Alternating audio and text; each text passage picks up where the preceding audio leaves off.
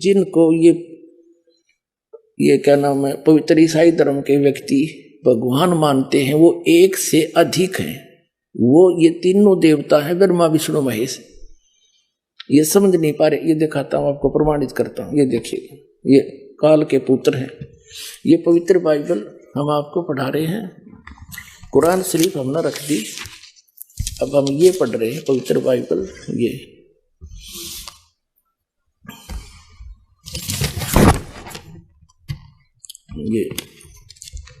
पवित्र बाइबल संपूर्ण जीवन अध्ययन बाइबल, प्रबंधक संपादक डेविड स्टुअर्ट, अंग्रेजी प्रधान संपादक Donald C Stamps, MA MD, संयुक्त समाज, ऐसे सारा तुम पढ़ लो अच्छी तरह, USA से छपा है। इसके हमने उत्पत्ति के यहाँ तक पढ़ लिया, फिर सांझ हुई, फिर भोर हुआ, इस प्रकार 6वां दिन हो गया। फिर 7वें दिन परमेश्वर ने जो काम करता था उससे 7वें दिन विश्राम लिया कि, और अपने किए हुए काम से उसने 7वें दिन विश्राम किया। यानी 7वें दिन आपने ये भी पढ़ लिया पवित्र कुरान शरीफ में, तख्त पर जा बैठा। ठीक है, इसके बाद ये देखो, अब हम 8 पृष्ठ पर आगे उत्पत्ति ग्रंथ के।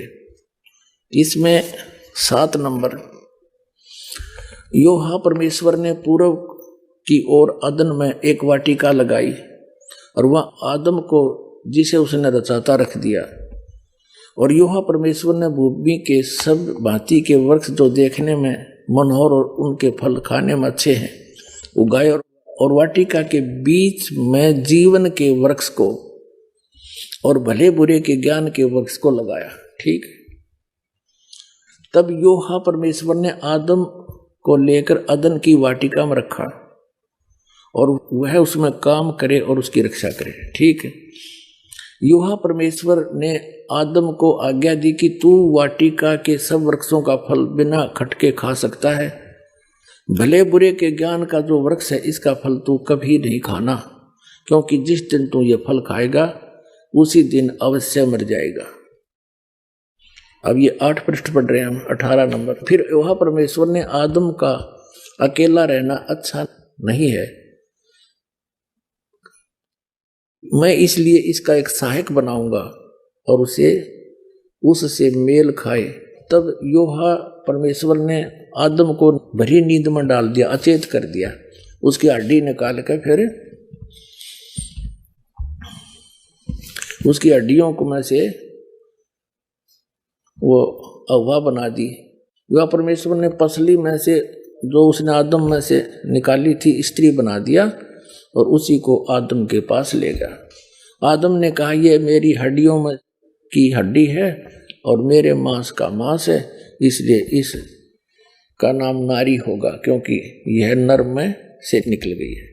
आदम और उसकी पत्नी दोनों नंगे थे पर लजाते नहीं थे, क्योंकि उनमें ज्ञान नहीं था। अब 9 पृष्ठ पर देखो, अब हम यहाँ आगे, मनुष्य का पतन। योहा परमेश्वर ने जितने बनैले पशु बनाए थे उनमें से सर्प धूर्त था।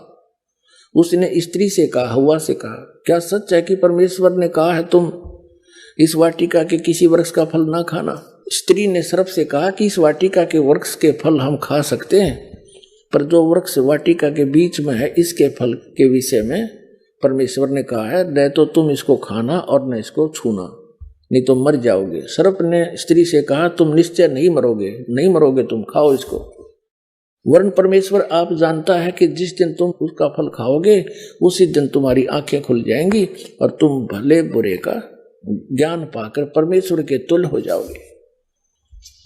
अतः जब स्त्री ने देखा कि उस वृक्ष का फल खाने के लिए अच्छा है, देखने में मन भावु है, बुद्धि देने के लिए चाहने योग्य भी है, तब उसने उसे तोड़कर खाया और अपने पति को भी दिया। उसने कहा, तब उन दोनों की आंखें खुल गई, उनको मालूम हुआ कि वे नंगे हैं, इसलिए उन्होंने अंजीर के पत्ते तोड़कर लंगोट बना लिए। ये योहा परमेश्वर जो दिन के ठंडे समय वाटिका में फिरता था बता, निराकार फिर फरेगा क्यों करे वाटिका में? फॉर्मलेस बतावे। अरे परमात्मा कहते हैं, मोती मुक्ता दर्शत नाही, यो जग है सब अंदरे, दिखत के तो नैन चश्मे इनका फेरा मोतिया बंदरे।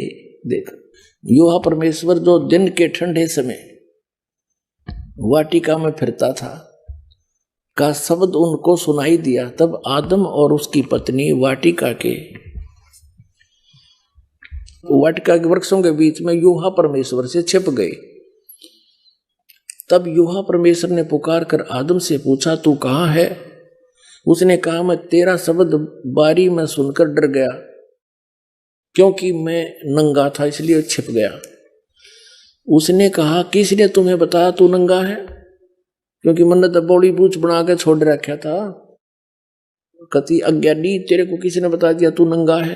देखो भगवान कह रहे हैं, जिस वृक्ष का फल खाने को मैंने तुझे मना किया था, क्या तूने उसका फल खा लिया है? आदम ने कहा, जिस स्त्री को तूने मेरे संग रहने को दिया है, उसी ने उस वृक्ष का फल मुझे दिया और मैंने खाया। तब यूहा परमेश्वर ने स्त्री से कहा कि तूने ये क्या किया? स्त्री ने कहा कि सर्प ने मुझे बहका दिया, तब मैंने खाया। अब डरते कहें बेचारे। अब हम आगे 10 पृष्ठ पे 9 पढ़ लिया।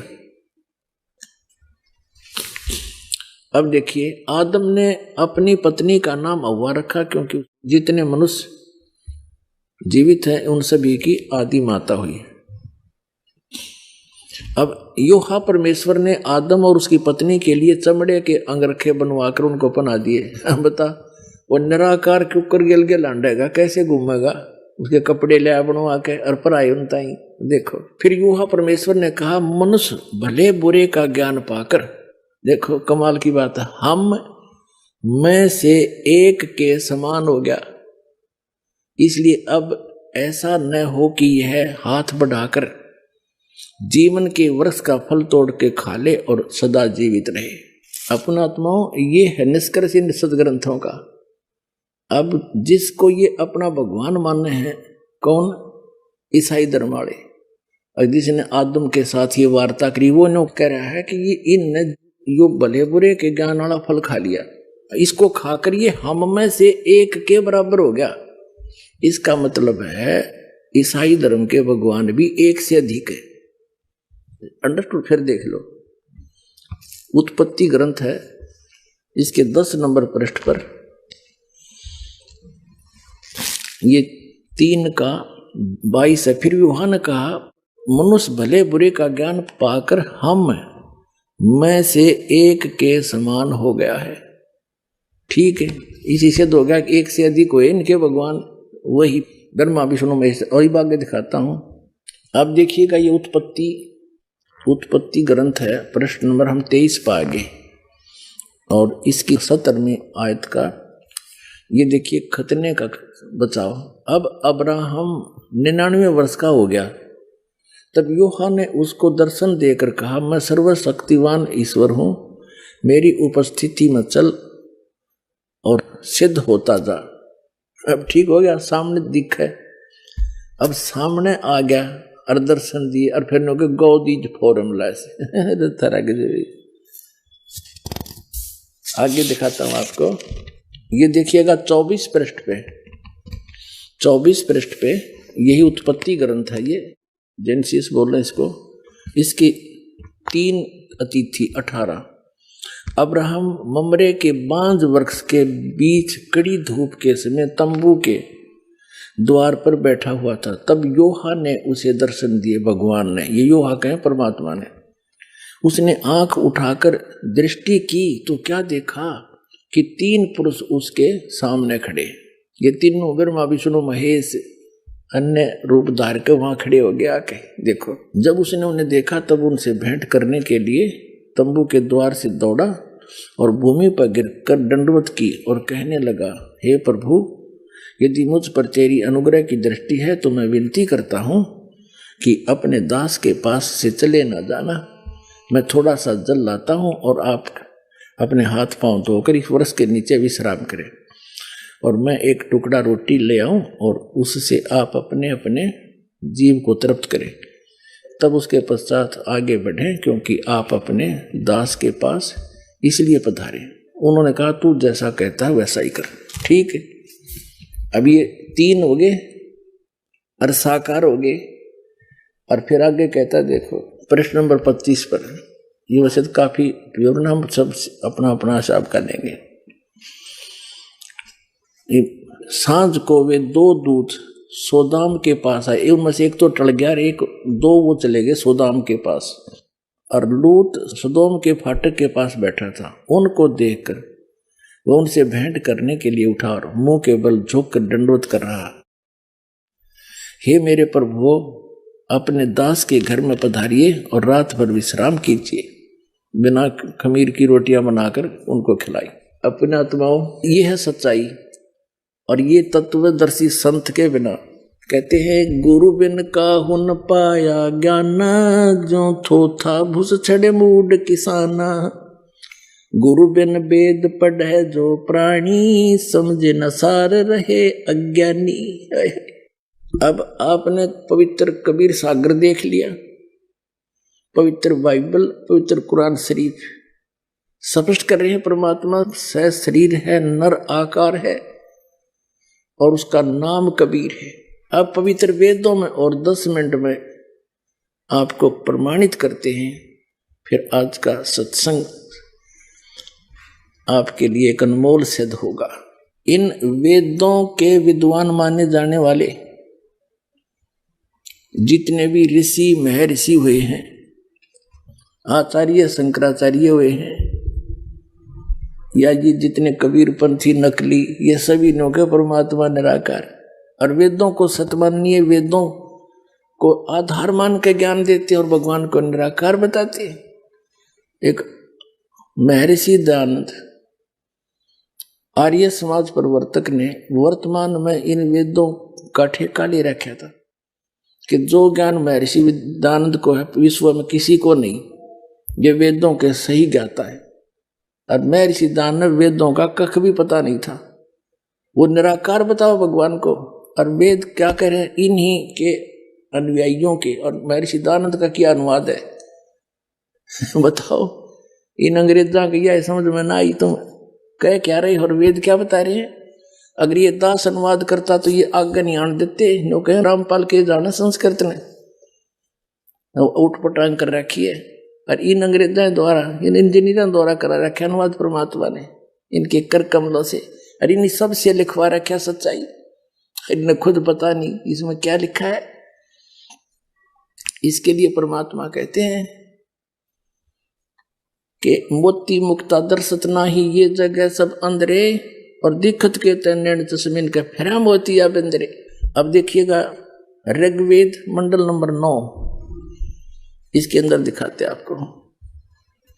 और ये किसका अनुवाद है? महर्षि दयानंद इन आर्य समाजियों का, महर्षि दयानंद के अनुवाद अनुयायियों का प्रकाशक है सर्वदेशी कार्य प्रतिनिधि सभा, महर्षि दयानंद रामलीला मेहता, नई दिल्ली से छपा है। अनुवाद करता मुद्रक है Prince offset printers 1510 Pataudi house Daryaganj नई दिल्ली से। अब इसको आपका दिखाते हैं ऋग्वेद मंडल नंबर 9 सूक्त नंबर 86 का, ऋग्वेद मंडल नंबर 9 सूक्त 86 का मंत्र 26। इसमें वही प्रमाण जो का त्यों, वही प्रमाण जो कबीर सागर में धर्मदास जी ने बताया आंखों देख के, वो ज्यों का त्यों प्रमाण आपको पवित्र वेदों में मिलेगा। देखिएगा ऋग्वेद मंडल नंबर 9 सूक्त 86 का मंत्र 26 है। यहाँ है ये कबीर शब्द, हम इसको कबीर बोल रहे हैं, वह को हम वह बोलते हैं अपने देसी लैंग्वेज में, देसी भाषा में। यज्ञ करने वाले यजमानों के लिए परमात्मा, यज्ञ माने धार्मिक अनुष्ठान करने वाले यजमान माने भक्तों के लिए परमात्मा सब रास्तों को सुगम करता हुआ उनके विघ्नों को, संकटों को मर्दन करता है, नाश करता है, और उनको पवित्र करता हुआ और अपने रूप को सरल करता हुआ वह कांति में परमात्मा देखे। इन्होंने इस कबीर का इन्होंने ऐसे संधि छेद कर अर्थ कर दिया सर्वज्ञ, विद्युत के समान क्रीड़ा करता हुआ। या लिखना था वो कबीर देव वर्णीय पुरुष को प्राप्त होता है, वर्णीय माने अच्छे श्रेष्ठ पुरुष को प्राप्त होता है। अपने आत्मा इन्होंने यहाँ कबीर का अपसर्ग लगा के कवि ही बना दिया, अर्थ कर दिया सर्वज्ञ। देखो ये कबीर अतो, इसका इन्होंने ये संधि छेद कर दिया। इसका अर्थ यहां लिखना था कबीर देव। बुद्धिमता ये थी, जैसे उदाहरण के लिए ये यजुर्वेद है, ये यजुर्वेद है, इसका ऊपर रह लगा है, इसको संधि छेद करेंगे तो इस रह को यहां लगा सकते हैं, दो अपसर्ग। जहां भी इस यजुर्वेद नामक ग्रंथ की महिमा होगी और वहां केवल यजु भी लिखा हो तो उसका अंडरस्टूड अनुवाद करता ने लिखना पड़ेगा यजुर्वेद। वो बुद्धिमान है अगर ऐसा लिखता है, इसका अर्थ कर दे यजु का, तो जिसकी महिमा बताई जा रही हो तो फिर उसका ज्ञान कैसे होगा, वो क्या चीज है, कोई पुस्तक है या कोई और वस्तु है। देखिएगा ये यजुर्वेद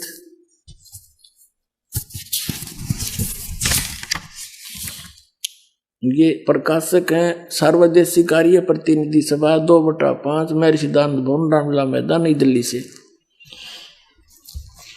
इसके अनुवाद करता महर्षि दानंद सरस्वती आर्य समाज प्रवर्तक। मुद्रक के Prince offset printers 1510 Pataudi house Daryaganj नई दिल्ली से। इसके 36वें अध्याय में एक यजु शब्द है, यजुर्वेद की महिमा है। यू है 63वां अध्याय 36वां अध्याय। इसका प्रथम ही मंत्र है, इसमें लिखा है रेचम वाचम परपदे मनो यजु, यजुहु परपदे। यहां देखो इसका अनुवाद यहां किया महर्षि दानंद ने। यहां लिखा कि ये यजु का अर्थ इसने यजुर्वेद करना पड़ा, ओनली यजु लिखा मूल पाठ में, तो बिल्कुल ठीक किया। और यहां अगर कर देता इसका अर्थ तो कैसे पता लगता है महिमा यजुर्वेद की है किसी और की। तो ऐसे ही समझो पुण्यात्माओं, जहां पर परमात्मा की महिमा चल रही है, उसकी महिमा गाई जा रही है, और वहां ये कवि शब्द है तो कबीर देव लिखना पड़ेगा। और जहां पर कोई कविता के बारे में है तो वह अंडरस्टूड है काव्यकार, उसका अलग अर्थ किया जा सकता। सर्वज्ञ तो हो ही नहीं सकता, कवि कोई सर्वज्ञ हुआ आज तक, इन मारा के सट्टे। अब आपको दिखाते हैं हम, फिर ये ऋग्वेद पर आगे यजुर्वेद रख दिया। अब हम यहां आगे ऋग्वेद मंडल नंबर 9 सूक्त 86 का ये मंत्र 26 है। हम फिर पढ़ने इसका। कहते हैं यज्ञ करने वाले यजमानों, यानी साधना करने वाले साधकों, भक्ति करने वाले भक्तों के लिए परमात्मा सब रास्तों को सुगम करता हुआ उनके विघ्नों को, संकटों को मर्दन करता है और उनको पवित्र करता हुआ और अपने रूप को सरल करता हुआ वह कांतिमान यानी तेजो में शरीर युक्त परमात्मा कबीर देव। यहाँ लिखना चाहिए हमने कबीर देव, बस हम कबीर साहब बोल रहे हैं, ये कबीर देव लिख दें, ये व्याकरण के ज्ञाता कबीर देव लिख देते, हम उसको कबीर देव बोला। हाँ, कबीर देव माने परमेश्वर, कबीर साहब कह जाए, भाषा भिन्न है, बाकी उसी महिमा की, उसी परमात्मा की महिमा चारों वेद बता रहे हैं। कबीर साहब ने कहा था धर्मदास, ये चारों वेद मेरी ही महिमा का गुणगान करते हैं। वेद मेरा भेद है, मैं ना मिलूं वेदन के माही, और जौन वेद से मैं मिलूं ये वेद जानते नहीं। ये चारों वेद मेरी ही महिमा बता रहे हैं, लेकिन इन वेदों में वर्णित विधि से मेरी प्राप्ति नहीं, क्योंकि यजुर्वेद अध्याय नंबर 40 के मंत्र नंबर 10 से लेकर 13 तक स्पष्ट कर दिया है कि उस परमात्मा की सही जानकारी तो तत्वदर्शी संत बताओगे, उन तो पूछ ले। वेद ज्ञान दाता भी वही है जो गीता ज्ञान दाता है, और वही कुरान शरीफ ज्ञान दाता है। तो ये कहता है कि उनसे पूछो। तो यहां पर जो परमात्मा कहते हैं कि जो वेदों में ज्ञान है वो तो मेरे बारे में है, लेकिन मेरे पाने की विधि को ना, क्योंकि ये वेदों में केवल एक ओम मंत्र है। यजुर्वेद अध्याय नंबर 40 के और मंत्र नंबर 15 में कहा कि ओम कर्तु समर किलवे समर कर्तुम समर, मुझ ब्रह्म का ओम नाम है। 40 में जाके फिर 17वें श्लोक में कहा कि वो परमात्मा तो प्रोक्ष है, गुप्त है, और मुझ ब्रह्म का ओम नाम है। तो वेदों से इन ऋषियों ने ज्ञान तो था नहीं, तत्वदर्शी संत मिला नहीं, ओम नाम को पूर्ण परमात्मा का मान कर रगड़ा लाना शुरू कर दिया। ये तो ओम का काल का जाप है, ब्रह्म का, इससे जन्म मरण छूटे नहीं, तो वो परमात्मा नहीं मिल सकता इन वेदों में वर्णित विधि से। तो कबीर साहब कहते हैं कि वेद मेरा भेद है, मैं ना मिलूं वेदन के माही, और जौन वेद से मैं मिलूं। ये वेद जानते नहीं, वो कौन सा वेद है? श्रीमद् भगवद गीता अध्याय नंबर 4 के श्लोक नंबर 32 में कहा कि अर्जुन, जो सच्चिदानंद घन ब्रह्म ने यानी परम अक्षर ब्रह्म ने अपने मुख से स्वयं आकर के ज्ञान बोला है, वो तत्व ज्ञान है, और उसको मैं नहीं जानता। चौथे अध्याय के 34वें श्लोक में कहा कि उस तत्व ज्ञान को तू तत्वदर्शी संतों के पास जाकर समझ, उनको दंडोत प्रणाम करने से, कपट छोड़कर उसकी सेवा करने से तत्वदर्शी संत तुझे उस परमात्मा का उपदेश करेंगे, परम तत्व का। तो इसलिए कहा है कि तो यहां इनको वो मिला नहीं, तो इसलिए कहते हैं गुरु बिन काहुन पाया ज्ञाना, जो थोथा भूसड़े मूड किसाना। गुरु बिन वेद पढ़े जो प्राणी, समझ अनुसार रहे अज्ञानी। ये सारे अज्ञानी थे, अभी तक वेद भी पढ़े थे। अब फिर क्या बताते कबीर साहब के जौन वेद से मैं मिलूं, ओ तत्व ज्ञान, वो वेद जो भगवान ने स्वयं आकर बोला, और इस दास के सामने उसने खोला, अरे बाप के सामने दास ने डूंडा उठा दिया।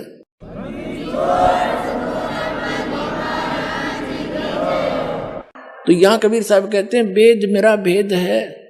तो ये प्रकट हो रहा है कि कबीर है वो परमात्मा जो अपने रूप को सरल करके हल्का तेज पुंज का बना के, जैसे आप जी ने कबीर सागर में देखा, धर्मदास जी ने जब नीचे से कबीर साहब आए हुए थे जिंदा महात्मा के रूप में, एक सिंपल मैन जैसा बॉडी, और जब ऊपर सतलोक में जाकर देखा वही परमात्मा सिंहासन पर बैठे हैं, सिर पे मुकुट है, ऊपर छतर है, और उसके एक रोमकूप में करोड़ सूर्य मिला दे, करोड़ चंद्रमा मिला दे, ऐसा उनका शरीर की शोभा, इससे भी ज्यादा रोशनी है। तब धर्मदास ने परमात्मा पर विश्वास हुआ कि वही है जो नीचे से ऊपर गया था। तब धर्मदास जी ने पूछा, हे परमात्मा, आपने अपना वो रूप, वो शोभा यहाँ क्यों नहीं शोभा युक्त आए?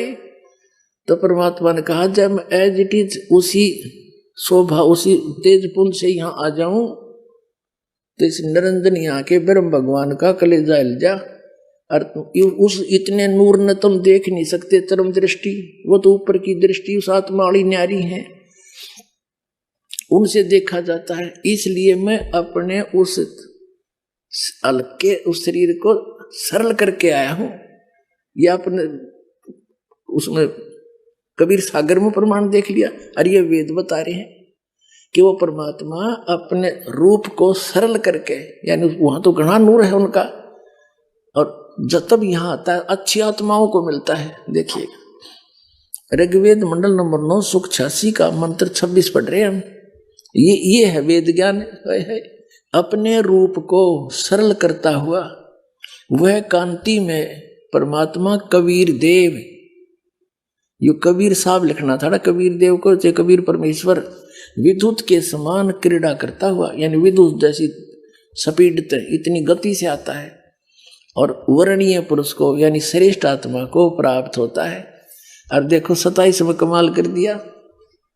ऋग्वेद मंडल नंबर 9 सुख 86 का मंत्र 27 में क्या कहा है?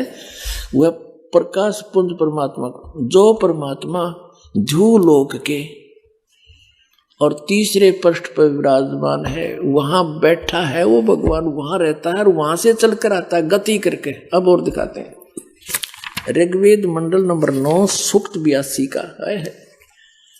ऋग्वेद मंडल नंबर 9 सूक्त 82 का, और ये मंत्र नंबर 1 देखें।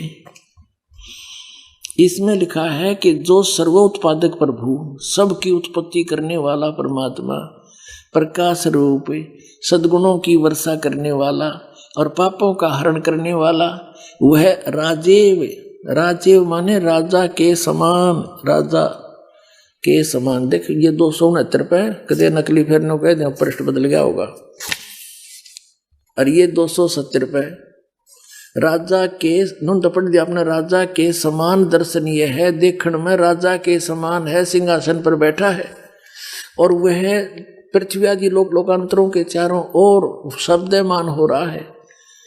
वह वर्णीय पुरुष को, जो दृढ़ भक्त है, उसको पवित्र करता हुआ प्राप्त होता है। उसको मिलता अच्छी आत्माओं को।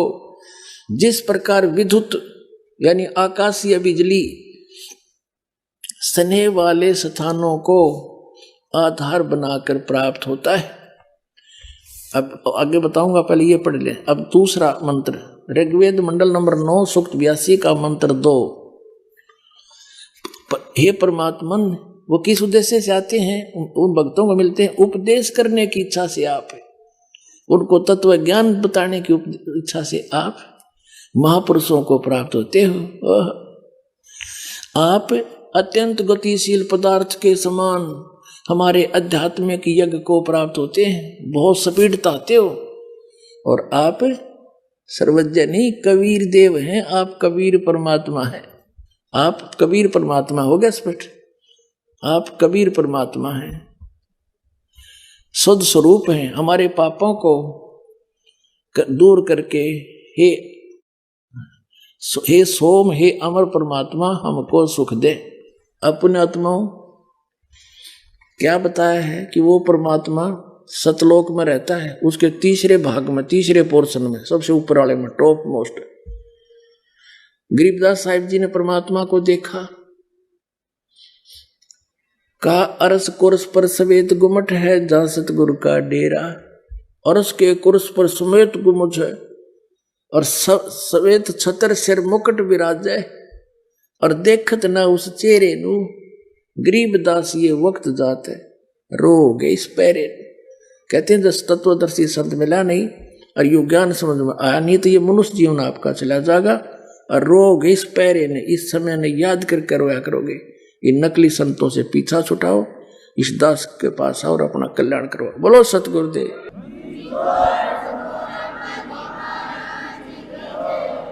पुण्यात्माओं, इन सभी सदग्रंथों ने और आंखों देखा महापुरुषों ने रल मिलकर सिद्ध कर दिया, कबीर इज गॉड, नर आकार है, सतलोक में रहता है, वहां से चल कर आता है। तो ये लीला कबीर भगवान ने की है, वो परमात्मा है, वो हम सबका पिता है, हमारे लिए भटक रहा है, उसको पहचानो और कल्याण करवाओ। बोलो सतगुरुदेव। परम पिता परमात्मा पूर्ण ब्रह्म सारी सृष्टि के रचनार, ये कबीर साहिब जी हैं, कबीर परमात्मा हैं, जो काशी के अंदर, बनारस के अंदर एक दानक रूप में, एक जुलाहे के रूप में जनसाधारण की तरह लीला किया करते थे।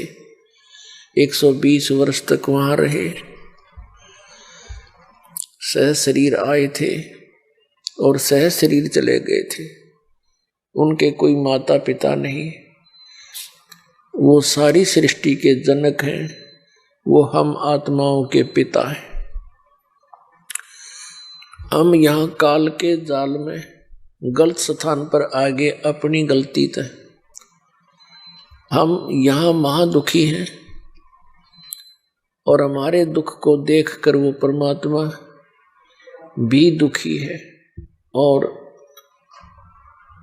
हम इस काल के जाल में फंसे हुए सभी प्राणियों को, जो उनके अपने बच्चे हैं, ये ज्ञान देने के लिए आते हैं कि तुम, ये आप जी का स्थायी स्थान नहीं है, आपका भूल लगी हुई है और आपको यहाँ महामूर्ख बनाकर और विवश करके रखा गया है।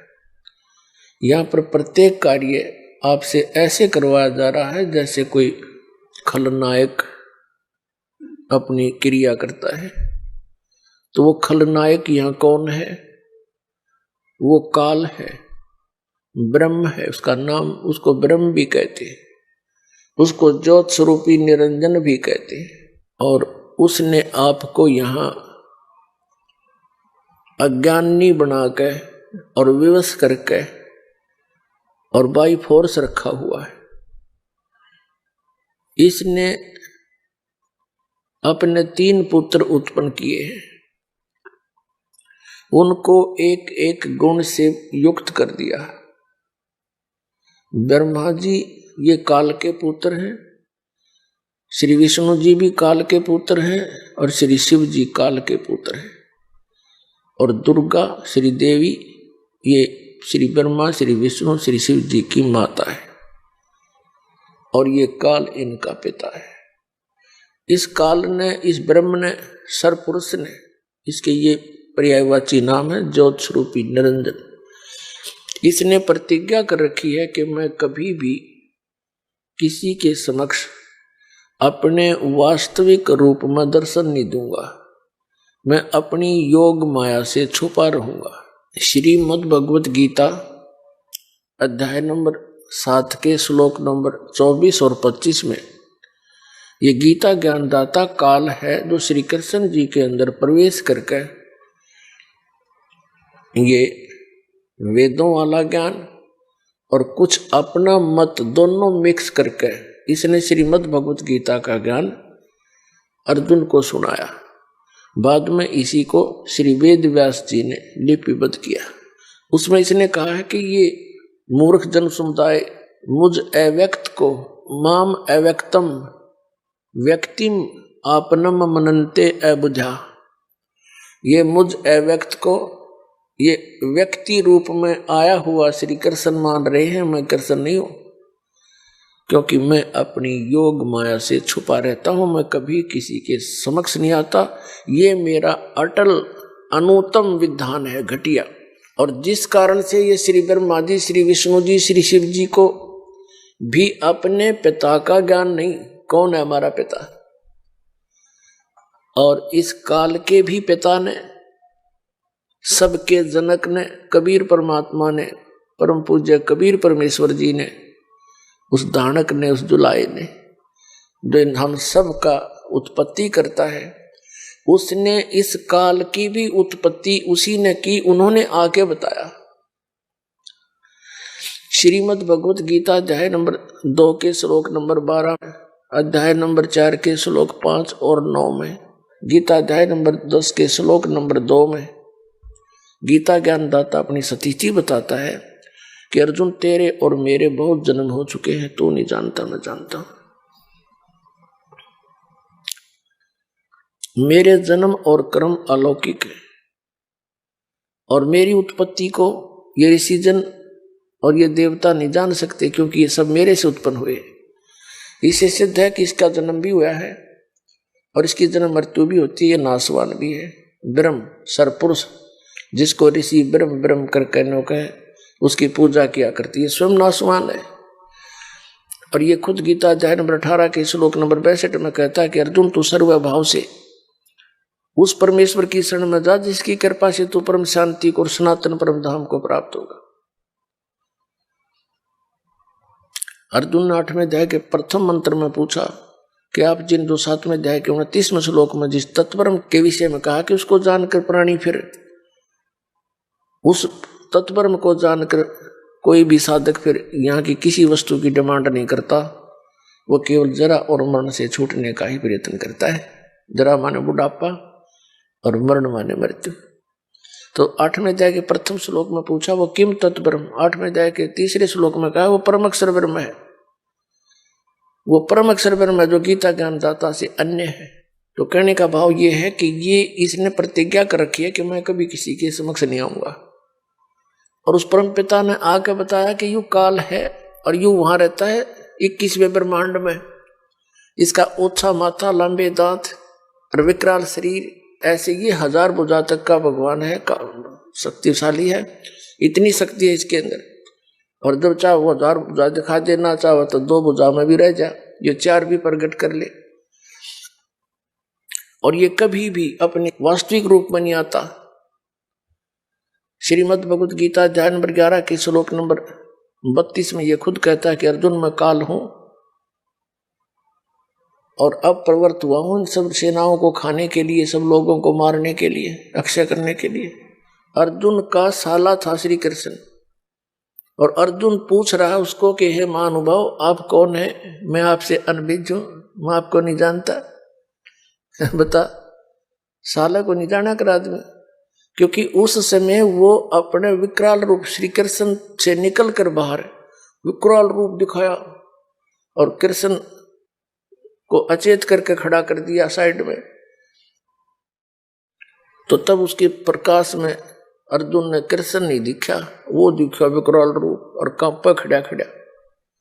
तब उसने घर में जाके 47-48 में कहा कि अर्जुन ये है मेरा असली रूप, और इस रूप का आज तक पहले ना किसी ने पहले दर्शन हुए तेरे बिना, और ना आगे हो सकते, ना किसी जप से ना तप से, और ना किसी क्रिया से, ना वेदों वर्णित विधि से, ना किसी यज्ञ से इस रूप के दर्शन नहीं हो सकते, यानी ब्रह्म प्राप्ति नहीं हो सकती। वेदों में वर्णित विधि से भी नहीं हो सकती। वेदों में क्या विधि है? ओम नाम का जाप और ये 5 यज्ञ, बस इतना सा है।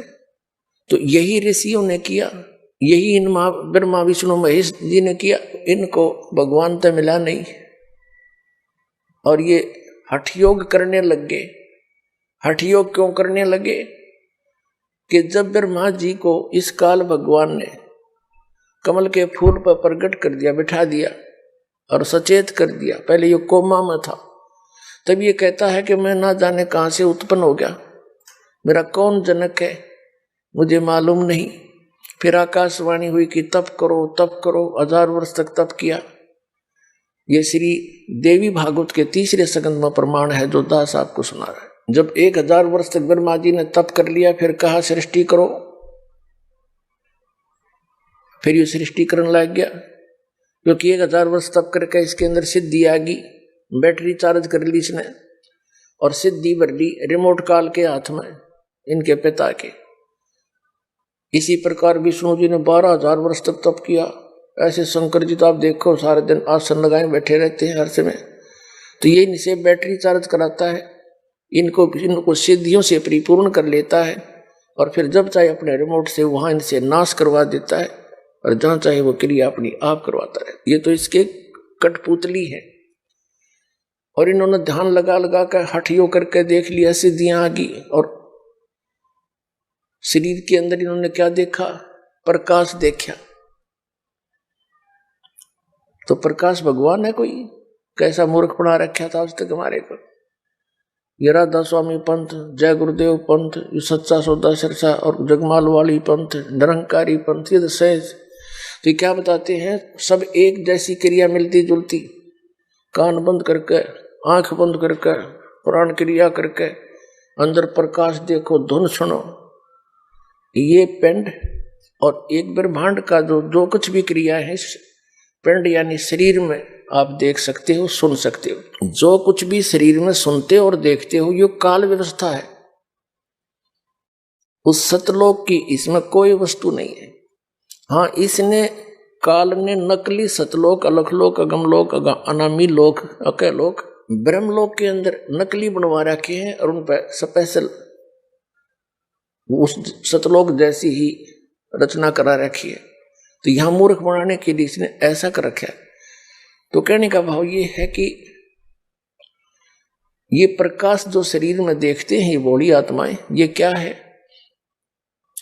जैसे सूर्य का प्रकाश, रोशनी किसी तालाब में के जल पर गिर रही है और वहां से रिफ्लेक्ट होकर नजदीक किसी का मकान है, कमरा है, उस कमरे की झांकी में के खिड़की में के जाके और छत पर प्रतिबिंब बना हुआ है। अब कोई व्यक्ति कह रहा है कि मैंने प्रकाश देखा और फिर कहता है कि सूर्य तो निराकार है, वो दिखता ही नहीं।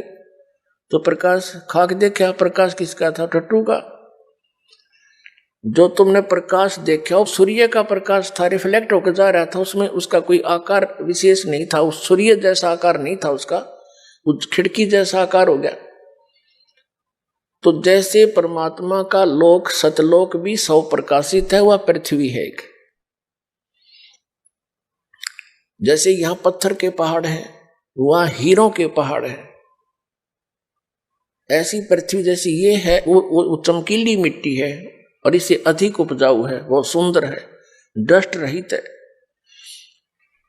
तो वहां सतलोक भी सौ प्रकाशित और कबीर परमात्मा सतपुरुष, उसका एक रोमकूप में इतना प्रकाश है, करोड़ सूर्य करोड़ चंद्रमा मिला दे वो भी फीकी पड़े। तो वो प्रकाश उस, और वहां से ये जो हम रहते हैं, ये लोक काल के 21 ब्रह्मांड 16 शंख कोश की दूरी पर है। 16 शंख कोश, एक कोश लगभग 3 किलोमीटर का होता है, यानी 48 शंख किलोमीटर, समझ लो किलोमीटर। शंख, नील, पद्म, शंख, और वहां से ये परमात्मा का प्रकाश इन ब्रह्मांडों में गिरता है, वहां से रिफ्लेक्ट होकर प्रत्येक अलग अलग ब्रह्मांडों में जाता है, और उसी वही प्रकाश फिर इस बॉडी में दिखाई देता है। जैसे कमरे के अंदर सूर्य का प्रकाश जल से रिफ्लेक्ट होकर दिखता है, इन यू प्रकाश भगवान मान लिया। परमात्मा तो अन्य है जिसका वो प्रकाश है। तो ऐसे ये तत्व ज्ञानहीन प्राणियों ने अपना नाश कराया। आप गए काल के जाल में, भूत बन गए शिवदयाल जी, अपनी शिष्या बुक्की में बोला भूत बन के, और फिर आकर हुक्का पियो उसमें, और शंका समाधान करे उसके अंदर बैठ के। ये मोक्ष प्राप्त प्राणी के लक्षण है। और ये ऐसे बुद्धिमान व्यक्ति भी गुग्गू बड़े बैठे उड़े, गुरु जी मान कर, परम धनी मान कर उनको। तो जब तक ना पता था, को बताने वाला नहीं था, तब तक तो चलो भाई 100 गलती बड़ा इंसान पे। अरदास ने 15 साल हो गए रुके मारते ने, आवाज लगाते ने, भाई तुम्हारा जीवन नाश हो रहा है, वह भक्ति नहीं है। यदि उनके पास सत साधना होती तो दास ने ये अलग से सांग जोड़ने की क्या जरूरत थी?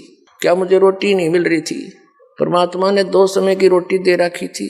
जूनियर इंजीनियर की पोस्ट थी, सिविल इंजीनियर की, टाइम पर बढ़िया रोटी मिल रही थी, भगवान का नाम मिल गया था, दिन रात चिंतन करता था। परमात्मा ने दया बख्शी, गुरुदेव ने आदेश दे दिया, बेटा अब तू दीक्षा दिया कर। उसके बाद फिर जीवन बदल गया। नौकरी भी छोड़नी पड़ गई बीच में ही, 18 वर्ष की सर्विस करके। बहुत से भक्त कह रहे थे साथी कि 2 साल और कर ले सर्विस, पेंशन बन जाएगी, 20 वर्ष के बाद पेंशन बन जाती है। अब नहीं, 2 साल तो बहुत ज्यादा है, 2 मिनट भी ना डटा जाता। अब तो सच्चे भगवान की नौकरी करेंगे, या नौकरी तो करते हैं, संग जन्म हो गए। तो पुण्यात्मा दास का अगर उनके पास वस्तु होती तो मैं नहीं करता इस काम, ने कति भूल का भी ना करूं मैं। एक अपने सिर पर दोष धरना, मिसगाइड करना है। एक व्यक्ति जा रहा कहीं पर, और जिस व्यक्ति को ज्ञान नहीं, और वो उसको मार्गदर्शन कर देता है, और वो विपरीत दिशा में भेज दिया, और 300 किलोमीटर जाकर उसको पता लगा, तो रोवेगा उस दुष्ट ने कि यू क्या करा उसने। ना पता होता तो मना कर देता, मुझे नहीं मालूम भाई, इससे अच्छा किसी और से पता करके अपना 10 मिनट पीछे चल पड़ता। तो ये नकली संत हैं टोटली पूरे विश्व के अंदर, समझ लेना। इस दास के अतिरिक्त चाहे इसना अभिमान समझो और चाहे सच्चा ज्ञान समझ लियो, थोड़े दिन में क्लियर भी हो जाएगी। तो पुण्यात्माओं, सतलोक के अंदर परमात्मा सह शरीर है, उसका नाम कबीर है। कल रात्रि के सत्संग में आप जी को सर्व सदग्रंथों से रूबरू कराया, और कितना निर्णायक ज्ञान प्रत्येक सदग्रंथ में है। लेकिन संत ही, यानी अपने सिलेबस की किताबों को, बुक्स को टीचर ही जाना करता है, फिर विद्यार्थियों को पढ़ाता है। जब टीचर ही नहीं समझ पाए हमारे सदग्रंथों को, तो उन्हें गलत पढ़ा दिया, ज्ञान गलत दे दिया। तो श्रद्धालु तो एक विद्यार्थी होते हैं, और टीचर की प्रत्येक बात पर वो विश्वास किया करते हैं। तो कबीर साहब कहते हैं, गुरुआ गांव बिगाड़े संतो, गुरुआ गांव बिगाड़े, ऐसे कर्म जीव कहला दिए, ईब जड़े ना जाड़े। तो नकली संतों ने बैठा दिया, अपना भी जीवन नाश कर दिया। और दास बार बार कहता है, इनके बारे में सरेआम कह दिया, सीडी बना कर भेज दी, पुस्तक छाप दी, और ये टेलीविजन के माध्यम से इंटरनेशनल स्तर के टीवी इन पर चलन लग रहा है। 5 साल 4 साल से मैं इनसे कह रहा हूं, अगर मैं गलत कह रहा हूं, एक तो शब्द बता दो तुम, केतन या गलत बोल दी, और थारी सारी गलती बताऊं मैं। फिर बिना शर्माती इन लोगों ने, और ये फायदा उठाए बैठे हैं श्रद्धालुओं की श्रद्धा का। श्रद्धालु इतने भोले हैं, न्यू कहना गुरु जी के बारे में सुना नहीं करते, गुरु जी की निंदा नहीं सुना करते। निंदा वो होती है, मैं उसने उनको गुंडा बताता हूँ, ठग और चोर बताता हूँ। ज्ञान के ऊपर डिस्कस करना अनिवार्य होता है। कोई आपको बता रहा है कि रास्ते में कि तेरा मार्ग ठीक नहीं भाई, गलत जा रहे हो, तो क्या उसने सोचना नहीं चाहिए? अवश्य सोचना चाहिए, जोर देना चाहिए उस बात पर, क्यों कहा इसने, तो खूब तसल्ली करके आगे यात्रा करनी चाहिए। ये बुद्धिमान का कार्य है। तो पुण्यात्माओं, उस काल के बारे में परमात्मा ने कहा है कि 3 देव सो उसको ध्यावे, निरंजन का वो पार न पावे। ये तीनों देवता ब्रह्मा विष्णु महेश भी इस निरंजन का ही ध्यान लगा रहे हैं, समाधि लगा लगा के, और निरंजन का वो पार नहीं पावे। ये अपने पिता को नहीं पा पाए आज तक, मोक्ष तो बहुत दूर की बात है। तो उस परम पिता ने पूर्ण ब्रह्म ने आके, कबीर परमात्मा जी ये सत्य पुरुष है। जितने भी वर्तमान के, चाहे वो कबीर पंथी है, चाहे और अन्य सतलोक की महिमा गाते हैं, या चाहे कोई वेद और गीता का अध्ययन करने या उसके ऊपर प्रवचन करके जनता को ज्ञान देने वाले हैं, या कोई किसी भी मजहब धर्म के हैं, चाहे वो सिख धर्म के, चाहे ईसाई धर्म के, चाहे हिंदू धर्म के, चाहे मुसलमान धर्म के, जितने भी संत और श्रद्धालु हैं, जैसे सिख धर्म के अंदर आदरणीय नानक साहेब जी को छोड़कर अन्य कोई भी परमात्मा से परिचित नहीं था, परमात्मा प्राप्ति नहीं हुई थी। तो नानक साहिब जी के अतिरिक्त अन्य किसी भी सिख समाज में या हिंदू समाज में या ईसाई समाज में सभी ये कह रहे हैं कि परमात्मा निराकार है। हर वेद शास्त्र सदग्रंथ ये स्पष्ट कर रहे हैं कि वो तो सशरीर है, वो मनुष्य दृश्य, उसका नाम कबीर है। अपने आत्माओं, कल थोड़ा सा एक प्रसंग रह गया था, क्योंकि पवित्र वेदों में आपको प्रमाणित कर दिया था कि परमात्मा मनुष्य दृश्य सशरीर है, वहां से गति करके आता है और अच्छी आत्मा को मिलता है। तो किन किन को मिले? आदरणीय धर्मदास साहिब जी को, आदरणीय मुलुकदास साहिब जी को, आदरणीय दादू साहिब जी को, आदरणीय नानक साहिब जी को, आदरणीय गरीबदास साहिब जी को गांव छुड़ानी जिला जज्जरवाले को, आदरणीय घीसा दास साहिब जी को गांव खेखड़ा जिला मेरठ उत्तर प्रदेश वाले को। इनको जो परमात्मा मिले और सतलोक लेकर गए, फिर इनको वापस छोड़ा, अपने से परिचित कराया। 3 महापुरुषों की तो दास को जानकारी है, और भी बहुत सौ को मिले होंगे जो हमारे प्रकाश में नहीं आए। तो कहने का भाव यह है कि इन महापुरुषों ने आंखों देखकर बताया परमात्मा से शरीर है, और वो सतलोक में रहता, उसका नाम कबीर है। गुरु ग्रंथ साहिब के अंदर आपको दिखाते हैं, गुरु ग्रंथ साहिब के अंदर लिखा है वो परमात्मा साकार है और मनुष्य दृश्य, उसका सारे अंगों का वर्णन किया हुआ दिखाते हैं। आदरणीय नानक साहिब जी को परमात्मा जिंदा महात्मा के रूप में मिले थे कबीर जी, और बेई नदी पे वो स्नान करने प्रतिदिन जाया करते थे। वहाँ उनकी भेंट हुई, फिर उनको वहाँ से दरिया में डुबकी लगवा कर परमात्मा अंतर ध्यान कर दिया। लोगों ने सोचा डूब गए, और उनको एकांत स्थान में ले जाकर उनका शरीर सुरक्षित रख दिया, और उस आत्मा, प्यारी आत्मा को ऊपर के सब ब्रह्मांडों की जानकारी रूबरू करा, वहाँ के सब लोगों से। सतलोक में परमात्मा को देखा कबीर जी को, असंख्य ब्रह्मांड के सिंहासन पर वही जिंदा महात्मा जो नीचे से गया था, वही सारी सृष्टि का करता है। और फिर परमात्मा कबीर जी ने कहा था कि मैं काशी बनारस में रहता हूँ, कबीर मेरा नाम है, जुलाहा मेरा धानक मेरा काम है, और सतनाम दूंगा, वहां आ जाना। तब नानक साहिब जी तीसरे दिन वापस छोड़ दिया परमात्मा कबीर जी ने, सतपुरुष ने, अमर पुरुष ने, सतल पुरुष ने सारा दिखाकर। तो नानक साहिब जी नौकरी करते थे मोदी खाने में, सुल्तानपुर के अंदर नवाब के यहाँ। वह नौकरी त्याग दी परमात्मा प्राप्ति के लिए। पहली उदासी बनारस की करी उन्होंने। काशी में जाकर पता किया तो देखा कभी परमात्मा एक जुलाहे का कार्य कर रहे, बैठे बैठे खड्डी में अपने झोपड़ी में। नानक साहिब जी ने देखा कि तो वो ही है परमात्मा जो सतलोक में देखा था मैंने, जैसे धर्मदास ने देखा। तो क्या कहते हैं, आंखों में पानी भर के, पुण्यात्मा आज तो हम मजहबी बन गए, अपने अपने धर्म ने बस फाइनल मान रहा, चाहे वो हमारे समझ में आया ना आया। जिन्होंने भगवान की इच्छा थी उन्होंने धर्म नहीं बनाए, उन्होंने धार्मिकता बढ़ाई थी।